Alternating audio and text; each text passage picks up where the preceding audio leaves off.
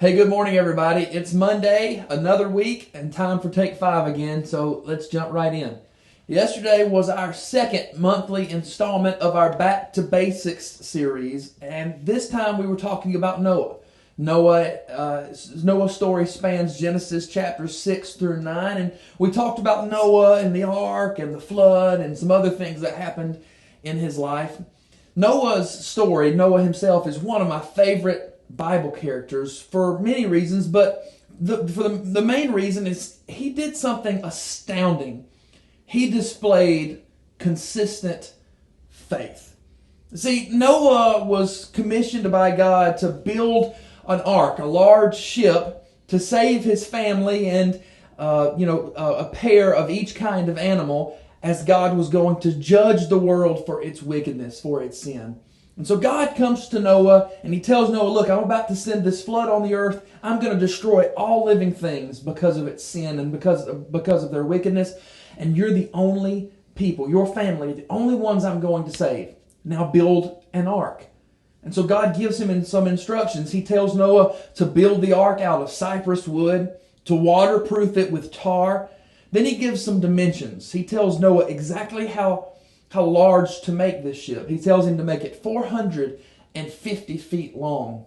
Yesterday I showed you that picture of that in relation to our church building, and it's just massive.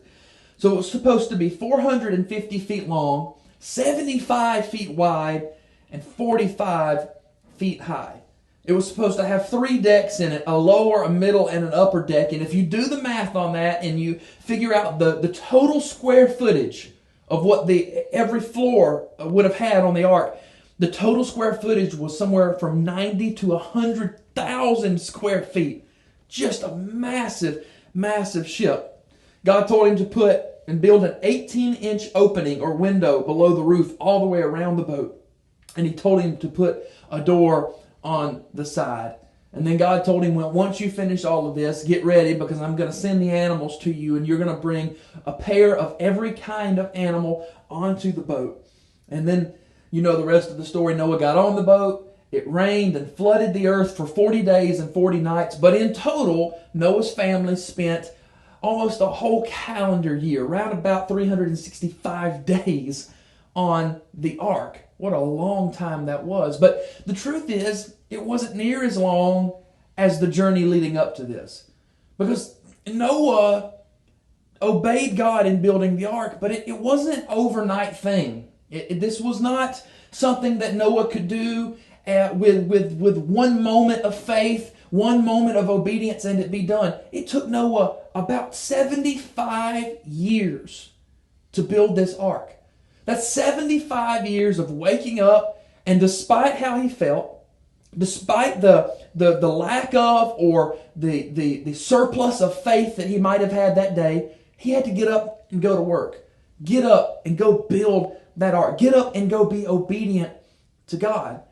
If there's one thing I want you to take away from what we're talking about this morning, it's that you and I, have got to have more of that faith, that consistent everyday faith. You know, everybody, it seems right now especially, everybody in the church is just amazed by that miraculous faith, right? The faith to cast out devils or perform miracles and stuff. And that is an awesome thing. That I'm not slighting that or saying that's not important or that we shouldn't strive to have that, but I think that we are negating this consistent everyday faith in lieu of that miraculous faith. And you can't do that. It takes both to live a relationship with God. And Noah is a great example of somebody who just day in and day out got up and was obedient to God.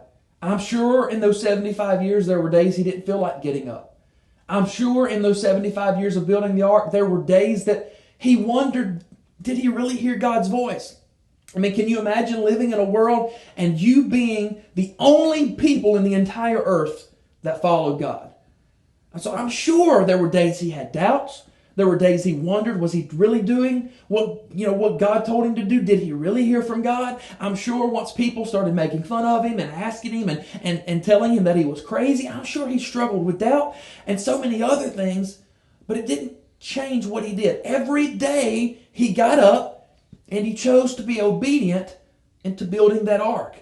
And after 75 years of doing so, after 75 years of consistent faith, he was successful in his endeavor. And I'm telling you, you and I, we need more of that daily consistent faith.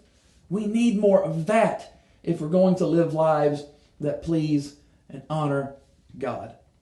Hey, today, if you didn't do your homework last week, today read Genesis chapter 6. There's 4 or 5 chapters that span the story of Noah. And every day I think we'll just read one of those chapters until we finish the week out. We'll read it together. So today, here's your homework.